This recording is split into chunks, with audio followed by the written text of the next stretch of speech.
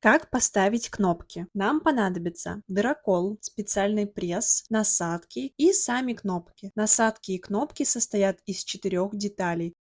Сначала помечаем места и прокалываем их дыроколом. Ставим шляпку с вот такими насадками, как показано на видео.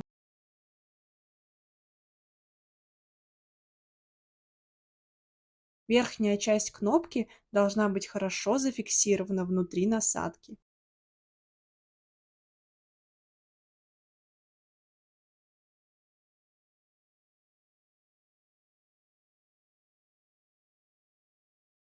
Аналогичным образом ставим нижнюю часть кнопки, используя оставшиеся 2 насадки.